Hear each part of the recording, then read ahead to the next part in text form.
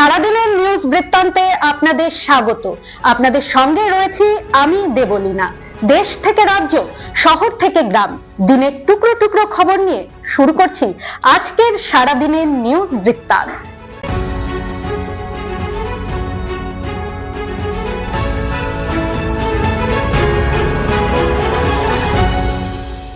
সারাদিনের নিউজ বৃত্তান্ত নিবেদন করছেন জুয়েলার্স, সোনা যা সর্বক্ষণের।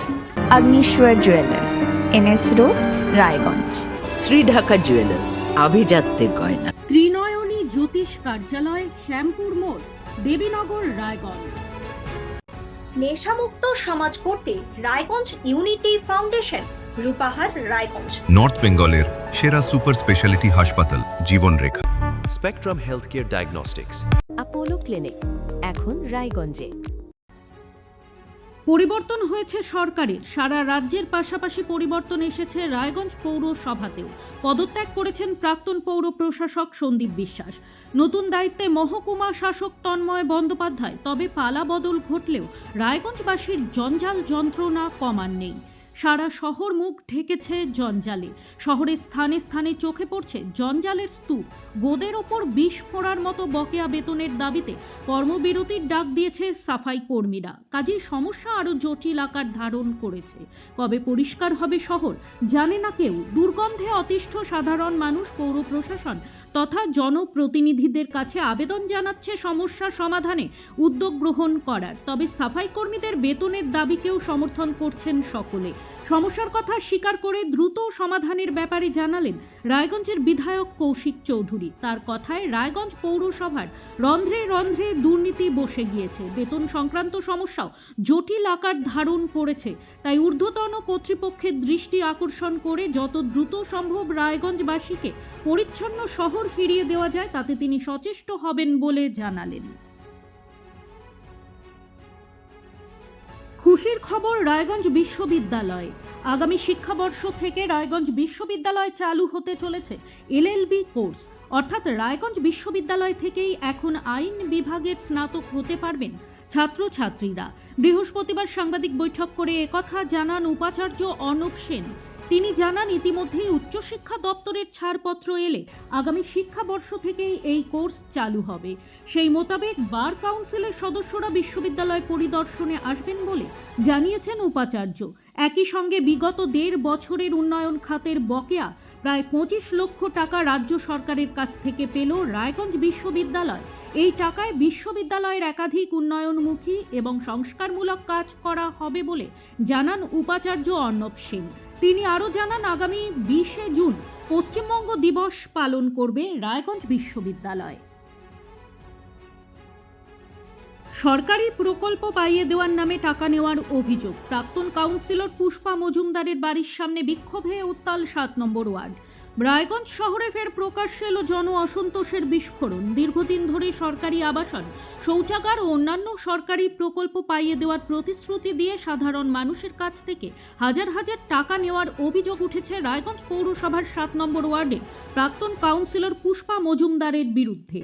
স্থানীয় বাসিন্দাদের অভিযোগ, কাউন্সিলর থাকাকালীন বিভিন্ন সরকারি সুবিধা পাইয়ে দেওয়ার আশ্বাস দিয়ে কারো কাছ থেকে 10,000, কারো কাছ থেকে 20,000, আবার কারো কাছ থেকে 30 থেকে 40,000 টাকা পর্যন্ত নেওয়া হয়। কিন্তু বছরের পর বছর কেটে গেলেও সেই প্রতিশ্রুত ঘর বা সরকারি সুবিধা বাস্তবে মেলেনি। এই অভিযোগকে সামনে এনে এলাকার বাসিন্দা উষা চৌহান সহ একাধিক ব্যক্তি সরব হন। তাদের দাবি, বহুবার দরবার করেও কোনো সুরাহা না হওয়ায় ক্ষোভ চরমে পৌঁছেছে। সেই ক্ষোভ থেকে বুধবার প্রাক্তন কাউন্সিলরের বাড়ির সামনে বিক্ষোভে ফেটে পড়েন স্থানীয়রা। বিক্ষোভ চলাকালীন ডিম ও কাদা ছোড়ার ঘটনাও ঘটে বলে অভিযোগ। স্থানীয়দের একাংশের প্রশ্ন, দীর্ঘদিন ধরে পৌরসভার শীর্ষ পদে থাকা তৎকালীন পৌরপতি সন্দীপ বিশ্বাস ও উপপৌরপতি অরিন্দম সরকার কি এই ধরনের অভিযোগ সম্পর্কে অবগত ছিলেন না? যদি এত অভিযোগ ছিল তবে কেন কোনো তদন্ত বা পদক্ষেপ নেওয়া হয়নি? যদিও এই অভিযোগগুলির কোনো সরকারি প্রমাণ এখনো সামনে আসেনি। নাবালিকাকে জোরপূর্বক বিয়ে দেওয়ার পর তার উপর শারীরিক ও মানসিক নির্যাতনের অভিযোগ। অত্যাচারে অতিষ্ঠ হয়ে নাবালিকা বধূ নিজের মা ও স্বামীর বিরুদ্ধে হরিশ্চন্দ্রপুর থানায় লিখিত অভিযোগ দায়ের করে। অভিযোগের ভিত্তিতে পক্সো আইনে মামলা রুজু করে অভিযুক্ত যুবক ও নাবালিকার মাকে গ্রেপ্তার করেছে পুলিশ। ঘটনাটি হরিশ্চন্দ্রপুর 2 ব্লকের একটি এলাকার। স্থানীয় সূত্রে জানা গিয়েছে, প্রায় 8 মাস আগে এলাকার এক বিবাহিত যুবকের সঙ্গে 9ম শ্রেণীর এক ছাত্রীর জোরপূর্বক বিয়ে দেয় তার মা। অভিযোগ, বিয়ের পর থেকেই ওই নাবালিকার ওপর শারীরিক ও মানসিক নির্যাতন চালাতে শুরু করে তার স্বামী। নির্যাতনের জেরে একাধিকবার সে বাবার বাড়িতে ফিরে আসে। অভিযোগ, স্বামীর বাড়ি যেতে অস্বীকার করলে নাবালিকার মা তাকে জোর করে শ্বশুরবাড়ি পাঠানোর চেষ্টা করেন। পরিস্থিতিতে অসহায় হয়ে পড়ে সোমবার রাতে হরিশ্চন্দ্রপুর থানায় লিখিত অভিযোগ দায়ের করে ওই নাবালিকা। অভিযোগ পাওয়ার পরই পুলিশ ওই রাতেই অভিযুক্ত স্বামীকে গ্রেপ্তার করে। অন্যদিকে নাবালিকার মা প্রথমে এলাকা ছেড়ে পালিয়ে গেলেও মঙ্গলবার তাকে গ্রেপ্তার করা হয়।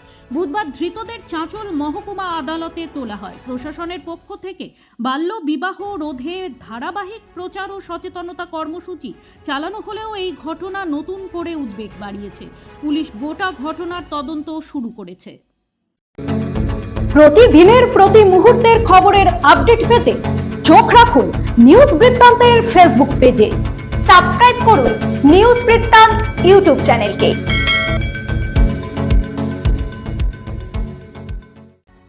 মুখ্যমন্ত্রী হিসেবে শপথ নেওয়ার পর প্রথম জেলা সফরে মালদায় আসছেন শুভেন্দু অধিকারী। শুক্রবার দুপুরে মালদায় মেগা প্রশাসনিক বৈঠক করবেন তিনি। মুখ্যমন্ত্রীর এই প্রথম জেলা সফর উপলক্ষে সাজো সাজো রব মালদা জুড়ে।